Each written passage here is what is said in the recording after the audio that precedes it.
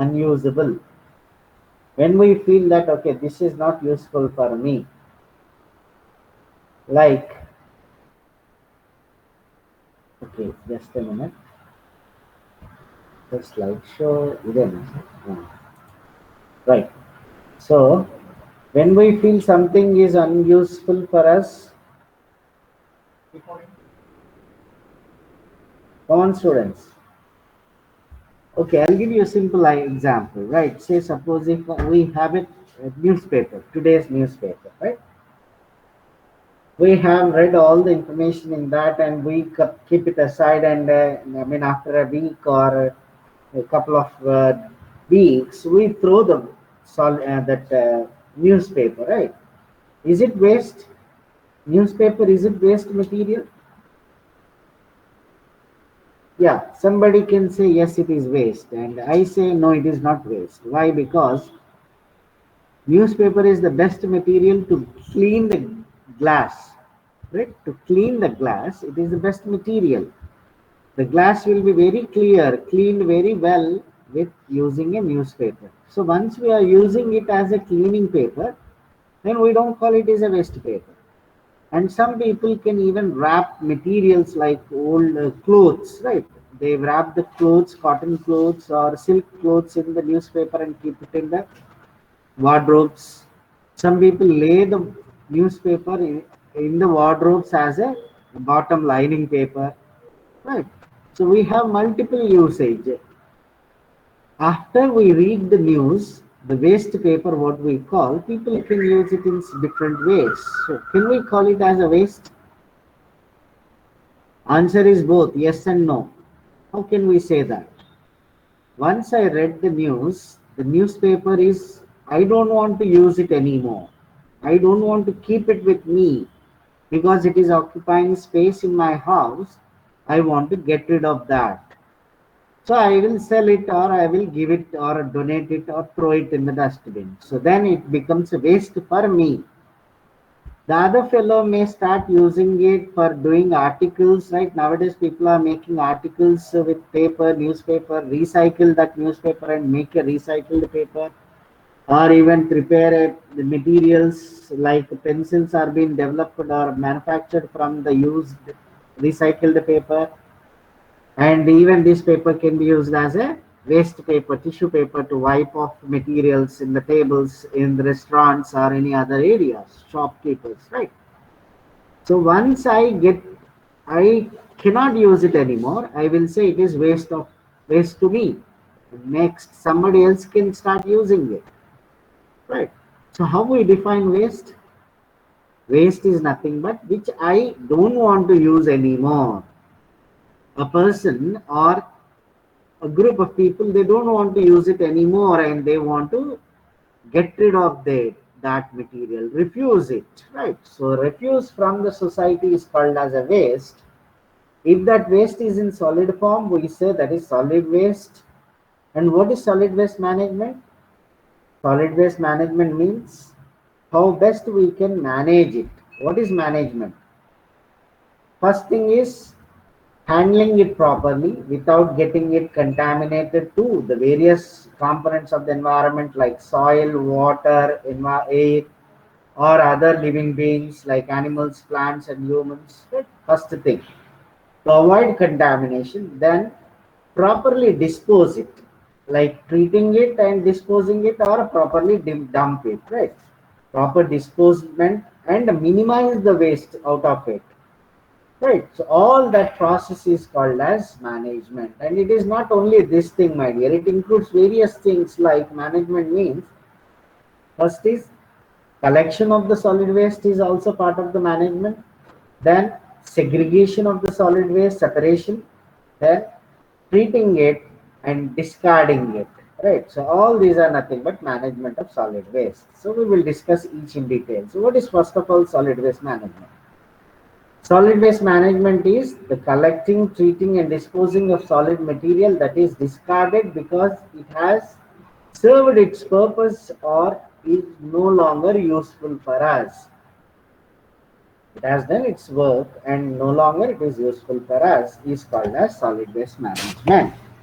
Right. What are the different types of solid waste generated in the society or environment? We have different sources generating different materials.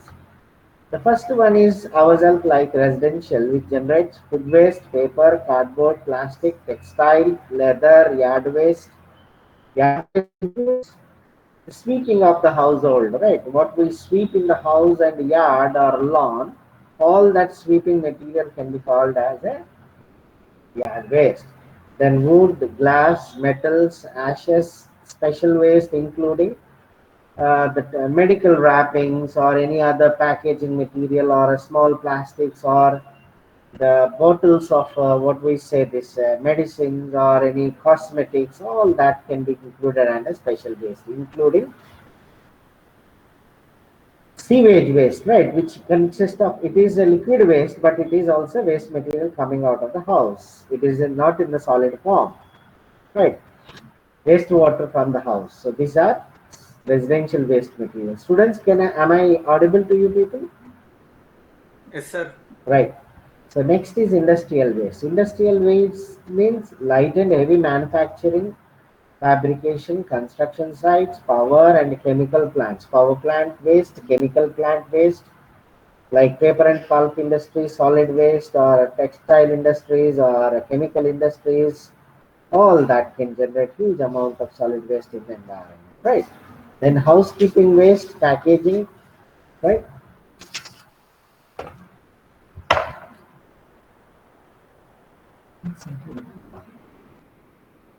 Just a minute.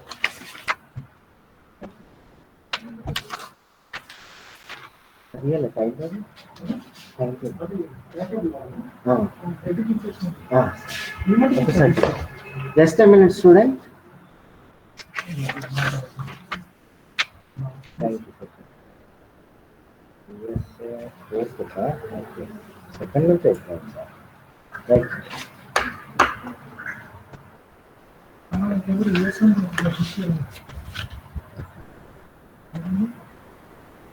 yeah.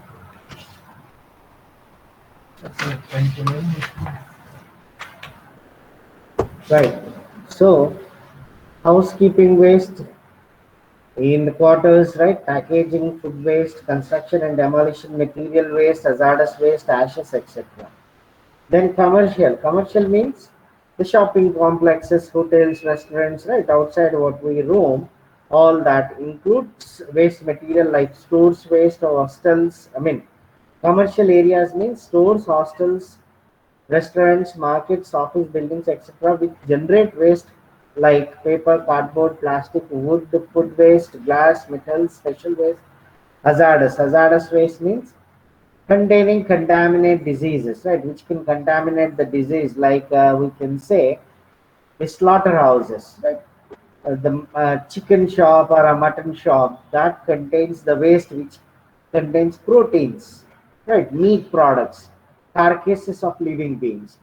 There, that disease causing organisms can breed and can spread the diseases, so that is called as hazardous waste. Then institutional waste like schools, hospitals, I mean prisons, government centers can generate the waste as commercial, that is paper, cardboard, plastic, wood, food waste, glass, metal, special waste, and hazardous waste. And then construction and demolition. The new construction site will also generate the waste, and even the old renovation can generate the waste by demolition activities like new construction site, road repair, renovation site, demolition of building can generate wood, steel, concrete, dirt, and earth material like tiles and wiring material, broken tiles, broken bricks, or tiles and stones. All that can be the earth material and concrete can be generated. Then municipal services like street cleaning, landscaping, parks and beaches and other recreational areas, water and wastewater treatment plants can generate waste like street sweepings, landscape and tree trimmings, general waste from parks, beaches and other recreational areas, sludges, right? Then process like manufacturing, etc., like heavy and light manufacturing, refineries, chemical plants, power plants, mineral extraction and processing can generate industrial process waste, scrap material, and etc.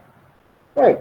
So then agricultural areas can also generate places like crops, orchards, then vineyard, dairies, dairy farms like poultry dairies or pig farms or what do we say, the dairy farm, right, and feedlots, farms, all that can generate waste material like spoiled food waste, agricultural waste, hazardous waste like pesticides and excess fertilizers and other chemical compounds.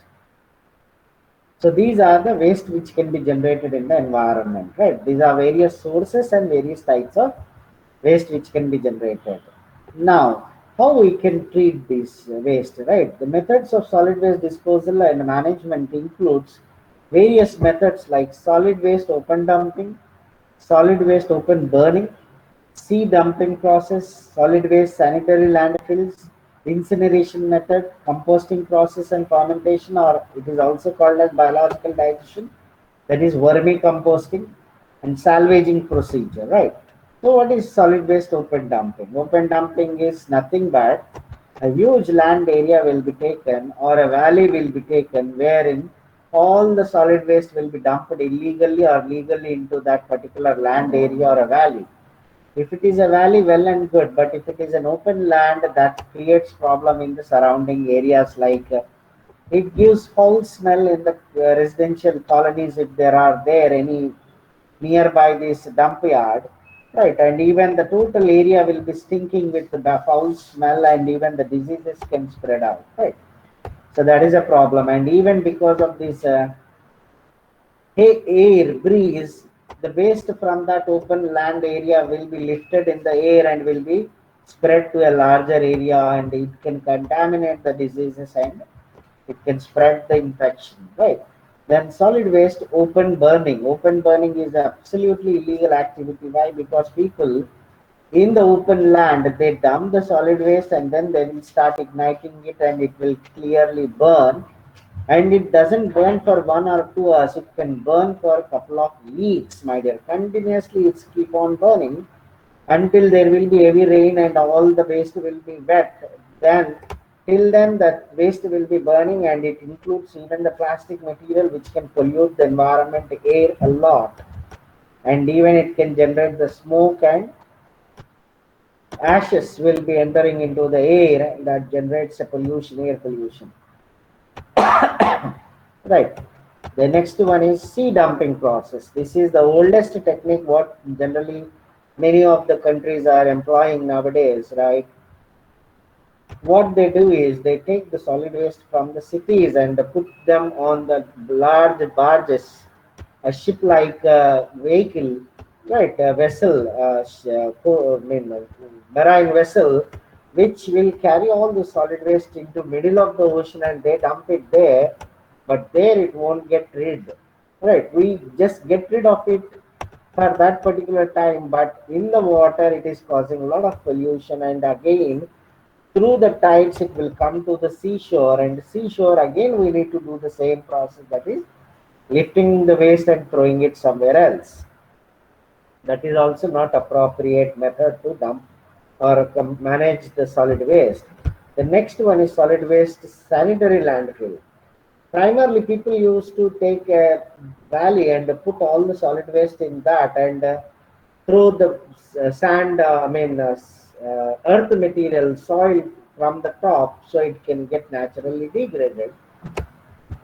Or even government or a private land is taken for lease, and there a big excavation is done, and in that ditches, right, a deep excavated ditches, all the solid waste will be dumped and covered with the top sand layer or a soil layer from the top, so that no open will be there, no opening of the waste, and it will get naturally degraded. But it has got problems like when the rain occurs, the rainwater which percolates into this waste area into the ground, the waste will start reacting with that liquid's rainwater and will form toxic liquids called as a leachate. A leachate, and that will contaminate seepage into the ground and can contaminate the groundwater and even soils and even Surface waters will also get contaminated because of this leachate, which is a toxic liquid coming out of the water when reacts with the solid waste, which is buried in the ground. To avoid this, people are doing sanitary landfilling. What is sanitary landfilling? There will be a bottom layer to not to allow the waste materials to contaminate the soil. The depression will be constructed with a impervious membrane layer like a concrete bed, or stones will be laid without any crevices or gaps, or even a polythene membrane will be laid, a thick polythene layer, right? Because all the waste will be dumped in that vessel which constructed with a concrete or a polythene or a plastic or a rubber, and then from the top the sand soil will be added and it will be completely closed. And so whenever the rain falls into that, the water will react and leachate will form, but that leachate will retain there only because there is a concrete membrane or layering, or a rubber or plastic membrane, right? Like this, right? So like this there will be a concrete membrane, and the solid waste will be dumped in that, and then it will be closed with a few 2 to 3 meters of soil, so that the natural degradation of that material will occur for longer time, and no contamination of waste to the surroundings, right? So this is called as sanitary landfilling. This is open dumping. This is open burning, and this is dumping in the sea with large barges. All the waste will be carried and it will be dumped in the middle of the ocean. Next is incineration method. Incineration means there are incinerators. Incinerator means a burning furnaces will be there in the municipal authority. They are used for burning the solid waste. First of all, the solid waste will be compacted, that is pressed to minimize the size, and then they will be put in an incinerator and then they will be burned. Here the problem is the smoke and ashes will be generated, that can be minimized by destructive distillation or pyrolysis. That is, burning in absence of oxygen can minimize the production of gases and smoke. That's how we can get rid of the waste, and that ashes can be used as a carbon source for the agriculture purpose. If there are no toxic metals or plastics in that materials are there, then organic material can be used as a agricultural carbon source. So this is incineration. These are 5 methods of solid waste dumping. Then the composting and fermentation or biological digestion. This is nothing but biological degradation. That is composting, what we discussed under organic natural fertilizers. This can be done in 2 methods, that is open window composting and mechanical composting. Open window composting means this is an open system where we do aerobic composting of the organic waste. The organic waste will be aerobically digested or oxidized into simpler form, which can be used as a organic fertilizer, that is biofertilizer. Mechanical composting means it's a closed system where we compost or ferment anaerobically. Closed system means under absence of oxygen, anaerobic digestion will occur. The best example of this is mechanical composting is biogas plant, where the biogas material, raw material, organic waste like kitchen waste, animal waste, and human waste, other organic material will be kept in a fermenter, a closed system, and used bacteria like Saccharomyces cerevisiae, Pseudomonas, and anaerobic condition is developed over there. Then the bacteria will start degrading anaerobically and produce methane gas, CH4, which can be used as a clean burning fuel, and then the waste will get converted into sludge or slurry solid material, which can be used as a biofertilizer. So that is composting. And open window, worms are used, or flies or frogs or crows, birds, or even what we say poultry can be used to compost, and that is called as open window composting. And material can be called as a vermicompost if worms are used. And the fermentation process, biogas plant. Then salvaging procedure, that is materials which can be reused, like metals, paper, glass, racks, certain type of plastics, and so on, can be salvaged, recovered, right? And they can be recycled and reused. Wherever possible, we can recover them, recycle them, and reuse them. And one thing I would like to share here is, you take one of the waste which is electronic. Nowadays, because of changed technology, everyday updation in the technology, people are changing, are adopting the new technology materials, and old systems and mobiles are getting discarded, and that is generating huge amount of electronic waste in the society or environment, which is called as e-waste. And that e-waste, right, can be recovered. And the best example is recently 2021 Olympics, right? Tokyo Olympics. All the gold medals, bronze medals, and silver medals which were developed are from the recycled material only, from e-waste. This e-waste, that is electronic waste, consists of IC circuits and wires and all that electronic material, and also it contains bronze, silver, and gold. And in the Olympics, from Japan has collected all the old e-waste, electronic waste, right from the 1st of April 2017 to 31st March 2019. Within these 2 years, they could recover.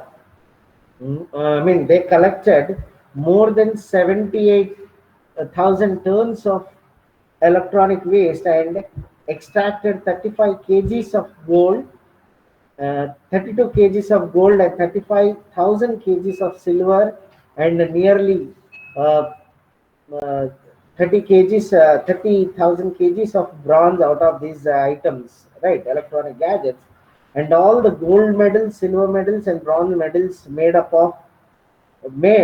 from the materials which are recovered from these e-waste, my dear. That is the best example of salvaging e-waste or waste material, recovering and reusing, right? So that is a small story example of you people for solid waste management, and they have managed nearly 78,000 tons of solid waste, right?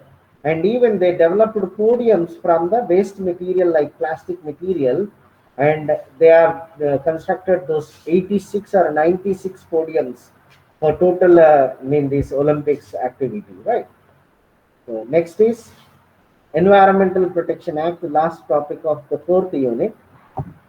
Environmental Protection Act. Why does an act come into existence? First of all, students, do you have any doubts in the solid waste management? If you have, you can raise, or else I will proceed to the next topic.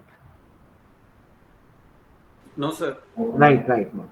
So, what is act? When does an act comes into existence? Any act. You can take the best example. Any act, my dear.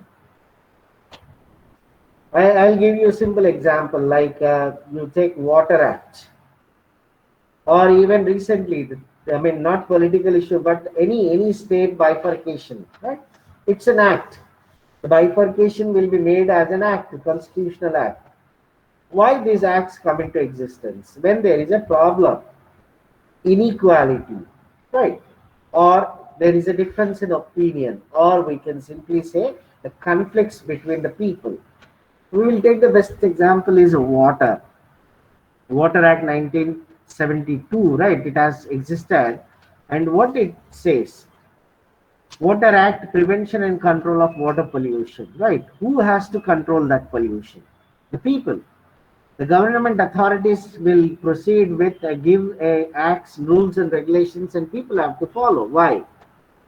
Why? Because, say, suppose some large company has established its industry or a factory nearby a water system, they are drawing huge amount of water from the river or a stream or a lake or a pond. They are drawing huge amount of water and they are using it for their manufacturing process, and once the water gets used, it turns into wastewater, and they are dumping the same water in the same river or a lake. How about the people who are living nearby and they depend on the same water for their livelihood? Right? They are getting polluted water. If they go and ask this industry person that you are polluting the water what we are using, please stop. Will he stop that? No, because he is generating money, he has got power, and he may fight against with that people, and they get suppressed. And those poor people has to live and die by drinking that polluted water. So to give a fundamental equal right, the government authorities makes a act that anybody who pollutes the environment, like drawing the water, should not dump the wastewater directly in that lake. He has to treat the water, because some other people are also dependent on that, who are not polluting but they are consuming that water for their domestic purpose. So that's how act comes into existence, right? So in that way, all these environmental components are protected by some of the acts in our constitution, which are grouped under an activity called as Environmental Protection Act, EPA Acts, right? These acts came into existence in 1986, right? And as it was passed in the parliament, right? When the Bhopal gas tragedy has occurred in our country, then this act came into existence, and people were asked to follow certain norms and rules and regulations to minimize the pollution or effect on the environment, which will in turn will affect other living beings in the environment, right? Similarly, there are some acts like Air Pollution and Prevention and Control of Air Pollution Act 1981, right, which advises the central government on matters pertaining to air and air pollution, advises and supports state board to in carrying out their functions to in preventing and controlling air pollution, carry out research related to air pollution, that is air pollution control technology. There are laboratories which are involved in this. Then through mass media spread awareness and information about air and air pollution to the public people, citizens, so that they will get aware about what is the state of pollution and what they should do, whether they should even create more pollution and cause the death of people, or control pollution and have a clean and good environment. Then plan and organize the training of personnel to minimize the waste, like awareness programs, which people say that stop burning waste like plastics, rubber, which can pollute the environment. So that is how we can minimize and set the standards for air quality in India. Air quality index standards will be there, like pollution control board will have a index for automobile pollution, right? We should not exceed more than that pollution load, otherwise our vehicle will be seized. Like that, standards will be set. Similarly, the Water Prevention and Control of Water Pollution Act 1974, to simplify this, right, a statement, this act covers the following aspects, right? To prevent and control water pollution, to maintain wholesomeness of water. What is wholesomeness means? The quality, the natural quality of water or potability, to maintain the qualities of water so that its consumption and use by living organisms is not hampered. There won't be any problem for the animals which drink that water should be maintained. To establish state boards for prevention and control of water pollution, to empower the boards for prevention and control of water pollution, to provide penalties for breaking the rules of the provisions under this act. If anybody pollutes the water, will be penalized and they will be prosecuted. Right, the polluter has to pay and repair the environment. They have to treat their wastewater and dump, otherwise they will be penalized. Then to establish state water testing laboratories and develop its protocols, so that various river and lake water will be frequently tested. If found anybody polluting that, will be prosecuted. Right. So these laws, these powers are employed to state and central government by the Water Pollution and Control of Pollution Act 1974. Similarly, Wildlife Protection Act, right? This Wildlife Protection Act or a Forest and Wildlife Act was established in 1927 in India, that is Indian Forest Act, when the living beings started decreasing, the number, extinction or becoming endangered, right? And the Wildlife Protection Act 1972 we discussed in biodiversity. The Forest Conservation Act 1980, and the Scheduled Tribes Act, Scheduled Forest Dwellers Act 2006. All these acts are established to protect the wildlife and to do the conservation of wildlife, land, wildlife, forest areas, and living beings in the forest, right? The Indian Forest Act 1927 was enacted during pre-independence era, before independence, my dear, with the objective to consolidate the law relating to forests and transit of forest produces products and the duty leviable on timber and other forest produces. Right, the forest products are not that, I mean, own property. We can't just dwell into the forest and start taking all the forest products, right? That may affect the forest biodiversity. To stop that, this law came into existence so that people need to take a prior permission to dwell the forest and to take any forest products, and if illegally taken, will be prosecuted. It also sought to consolidate and reserve the areas having forest cover on significant wildlife. The areas are also protected under this act, like reserve forest or protected forest or village forest. Right. So, what is a reserve forest? Reserve forests are the most restricted category of forest. These reserve forests are constituted by the state government or any forest land or a wasteland which is the property of the government or in which the government has proprietary rights, right? Then protected forests constituted by the state government or forest other than the reserve forest over which the government has proprietary rights only, right? Whereas village forest means village dwellers will be there, like the those in which the state government assigns to any village community the rights of government to or over any land which has been constituted as a reserved forest, right? Like tribal people living in the reserve forest can be designated as a village forest, and those people will be given certain rules, not all rules, to extract forest materials like gums or latex or honey or even the medicinal plant materials, right? For their survival, but not to harm the forest materials or biodiversity at large.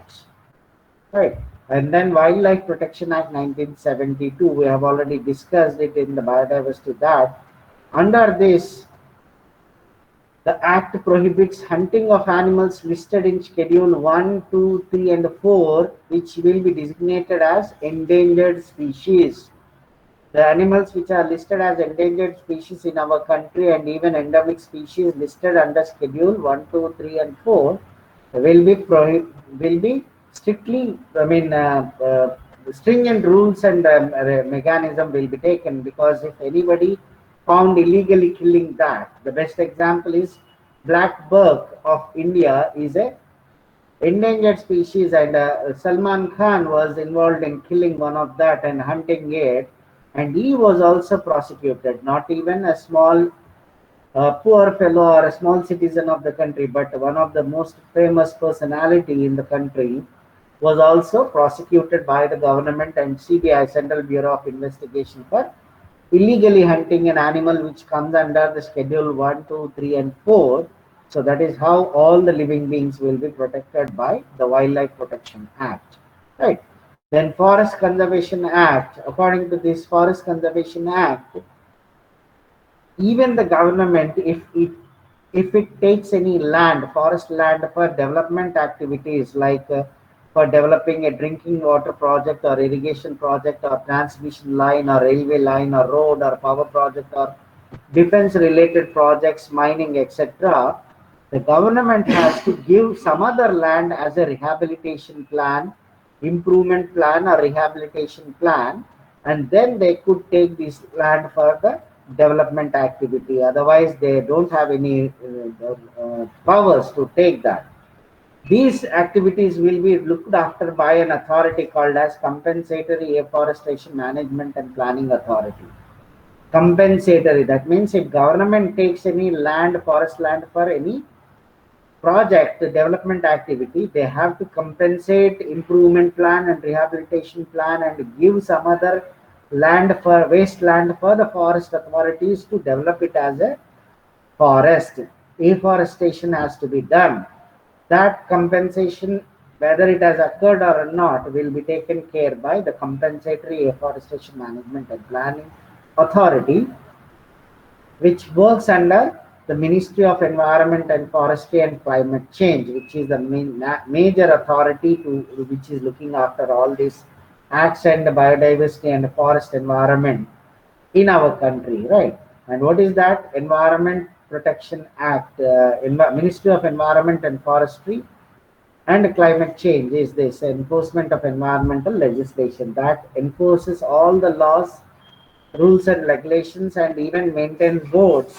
Like centrally, they maintain a central board called as Central Pollution Control Board, and at state level, they maintain a State Pollution Control Board. Example TSPCB, that is Telangana State Pollution Control Board, which looks after all these issues involving in the acts like Water Act, Air Act, Environmental Protection Act, National Green Tribunal Act, Wildlife Protection Act, Forest Conservation Act, all these acts taken care by this Ministry of Environment, Forest and Climate Change, right? If anybody found ill-treating or misbehaving or trespassing with these acts, right, they will be taken care by the state boards. If not, will be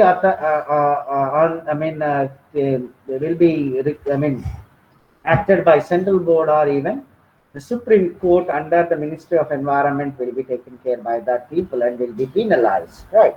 So that's how all the reserve forest and animals are being protected in our country. This and the emblem says it all, right? Nature protects if she is protected, right? We have to protect the nature and that will protect us. So that is how these environmental protection acts will work for our country to protect ourselves, simultaneously protecting the environment, or protecting environment simultaneously protecting us. So with this we have done with the fourth unit. So we still have 20 more minutes. If you have any doubts in the fourth unit, you people can raise. I will discuss any doubt, my dear. If not, I will start the fifth unit. Students, you have any doubts? Say yes or no. Sir, I have one No, doubt. sir. Please go ahead, my dear. I'll be happy to answer you. Sir, what if some animal produces some infection harmful to humans? They will the Right. complete What happens? Right. What? Yeah. I will answer you. What if some animal produces infectious causing disease to the humans? Right. When it is producing, people will try to identify what is the process where the disease is getting communicated. Right. At what level? Whether the disease causing organism grows in that animal or it is spreading, or its life cycle, one part of the life cycle will take in that animal. They do that research work, they analyze, and at what stage we can control that. People always plan in such a way that, because it is a major project, right, throughout the country, or sometimes it may be a throughout the world. Like we can take the best example, many a times bats will spread bad diseases, right? This occurs when there is when bats are increasing in their population and they are spreading out of the forest and coming into the villages or cities, they contaminate the disease. Or when they don't have a proper food in the forest and they are coming in search of the food to the cities and urban areas, they contaminate the disease. So the two things can be answered. If their population is increased, people will try to kill some of them officially and control their population, right? They always look into the matter that they are not totally extinct, they are not totally wiped off.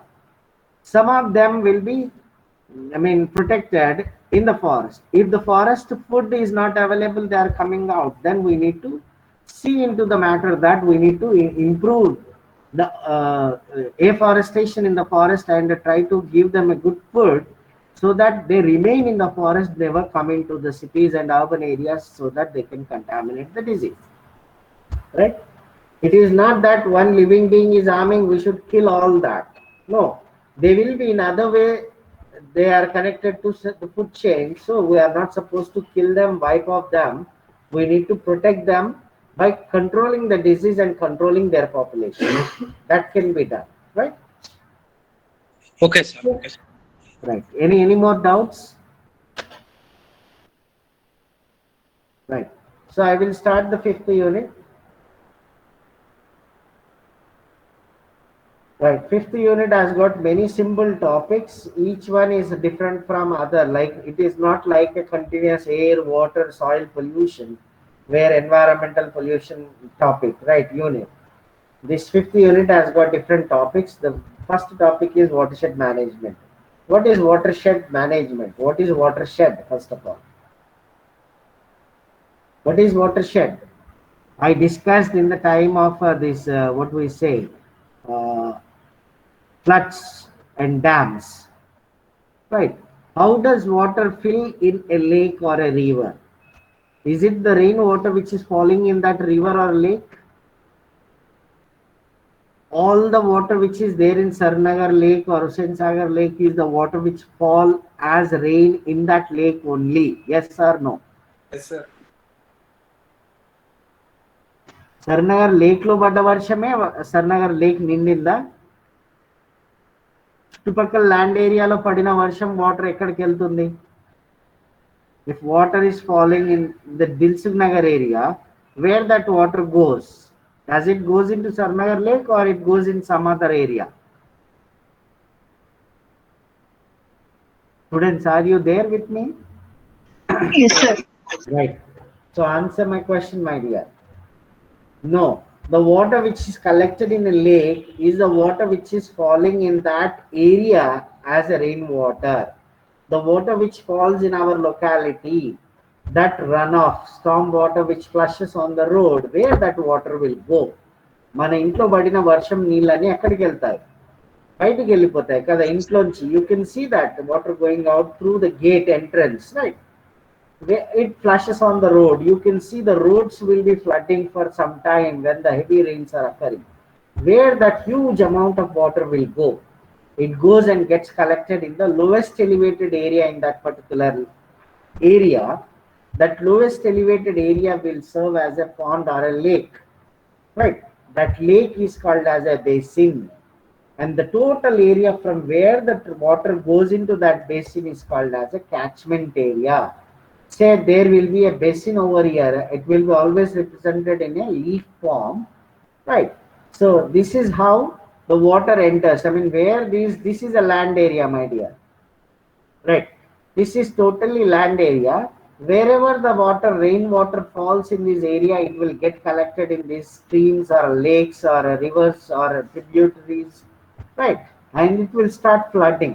It will flow towards down, because this is higher elevated and this is lower elevated. So in this way the water will flood into this and it will get collected into this main river, and then this main river enters into a water basin, right? That is a lake or a river or a pond or a ocean also it can be. So this area from where water is collected in this basin is called as a catchment area or a watershed. Right. This is a watershed boundary. These are watershed drainage channels. That is how the water goes. When the water falls here, the rainwater flushes down. Right. Drainage pattern and good antam dini manam. Drainage pattern or drainage channel. This is a common outlet. That is, water will be collected here outside.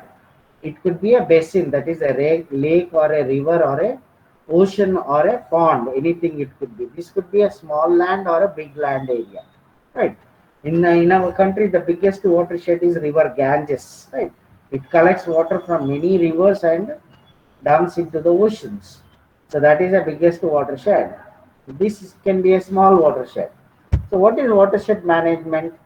Managing all the resources in a watershed is called as watershed management. What is managing all the resources?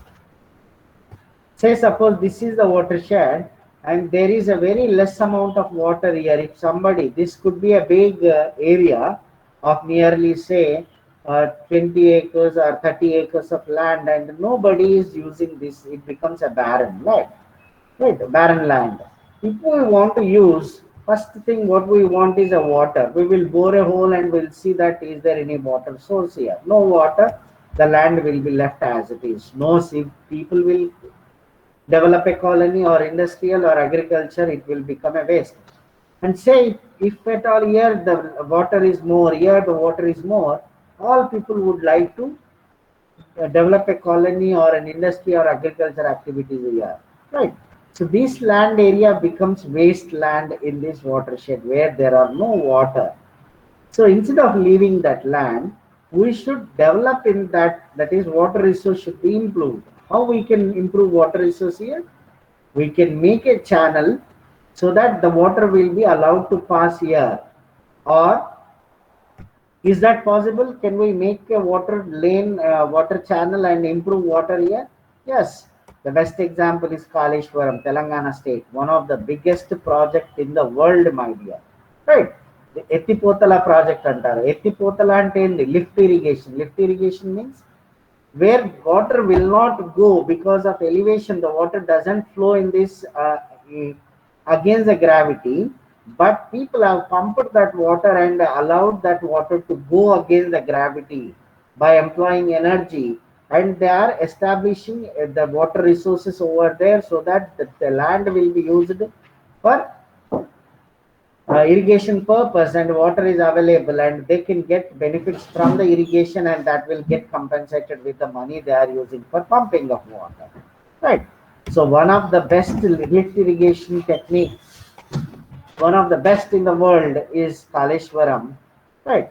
Which can be done, and even not only that, at large scale Kaleshwaram, at minor scale, small scale, what we can do? We can use the this what rainwater harvesting mechanism, rainwater harvesting to develop water resources.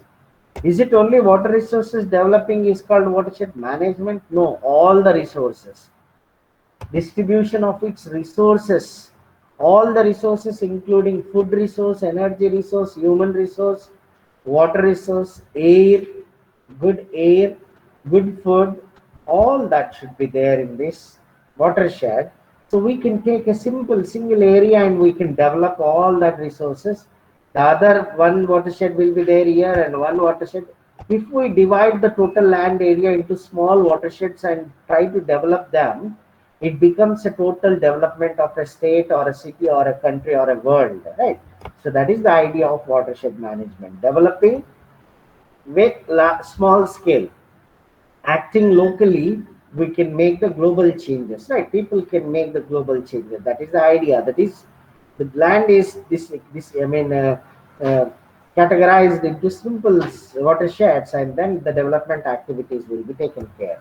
What is this watershed? How the size of the watershed? The watershed can be of four sizes. That is macro watershed, including 1,000 to 10,000 acres of land, and a micro watershed 100 to 1,000, mini watershed 10 to 100, milli watershed 1 to 10 acres of land. In that way, we can distinguish or categorize the drainage system or a watershed, and we can do the development activities. What are the development activities we can do? What are the objectives of watershed management?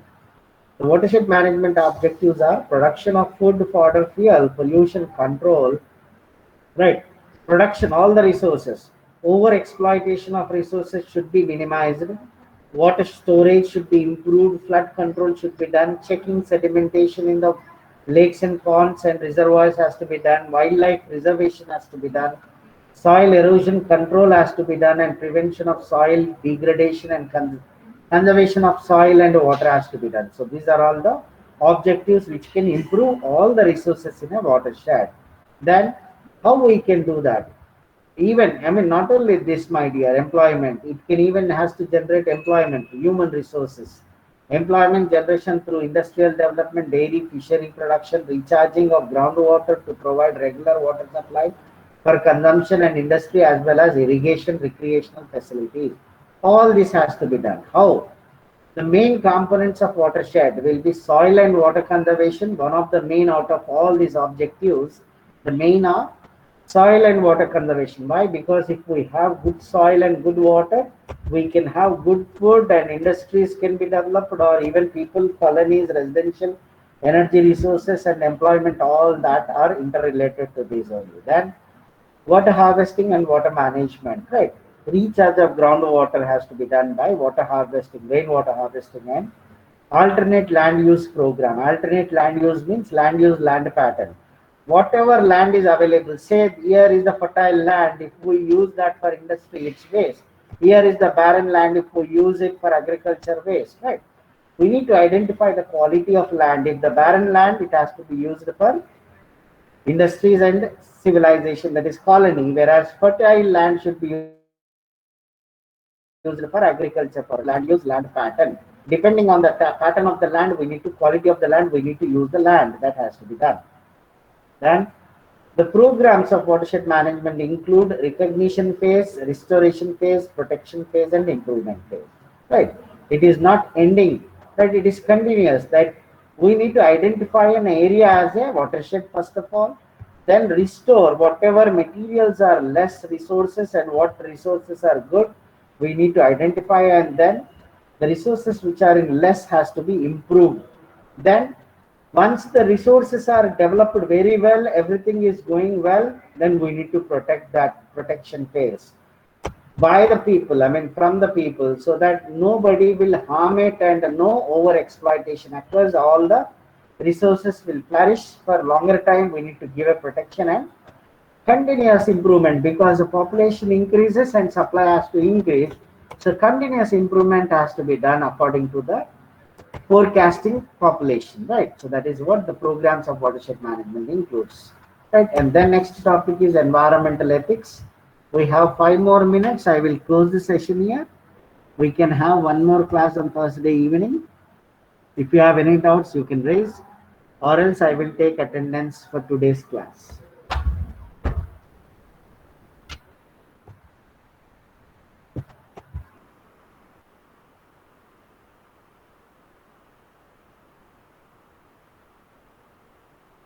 Yeah, first EC people. Today is 23rd of August. ECEB. Yeah, EC students 2 to 3. Narendra sir will take the class. Right, I have done with my class. Okay.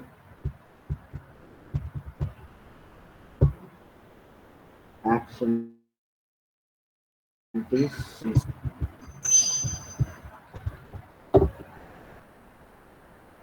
Yeah, I will take down the directly absentees number. 67 is absent in ECE. 73 is absent. 79 is absent. 81 is absent. 86 is absent. 90 is absent. 92 is absent.